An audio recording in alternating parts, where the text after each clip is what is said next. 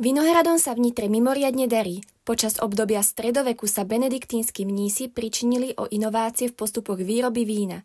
Vďaka ich výskumu sa môžeme tešiť rôznej chuti a každý si tak príde na svoju obľúbenú chuť. Moje najobľúbenejšie víno je Riesling Rýnsky. Dornfelder. Najlepšie víno na svete je Hossa. Biele. Aj vína pána Františka si počínali v minulom roku dobre. My sme sa boli pozrieť na jeho súťažné vzorky, ktoré mali najvyšší úspech. Všade som sa umiestnil, striebro, zlato, bronz.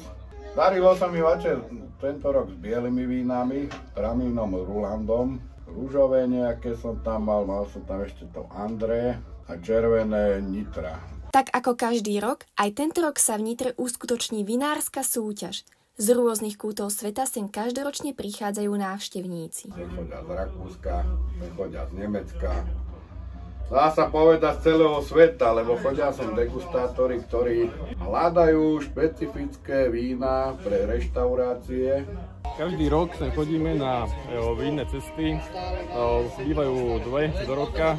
Pán František tvrdí, že sa súťaže vždy nesú v priateľskej atmosfére. Avšak, kto chce vyhrať, musí dbať na víno už pri jeho výrobe. Vinohrad sa pripravuje vlastne už na jeseň. Sa začínajú kopať okolo koreňov alebo celý rad. Keď začne vegetačný kľud, opadnú listy, to znamená okolo 15. decembra. Potom sa môže začať strihať vinohrad. Najlepšie je, keď vinohrad prejde mrazom, vyhubí vlastne hubové choroby. Ostrihame vinohrad, uviažeme a začína sa už potom oteplovať. A už potom čakáme pekne na cukor, aby bol, a ideme na oberačku a budeme oberať a robiť mušt.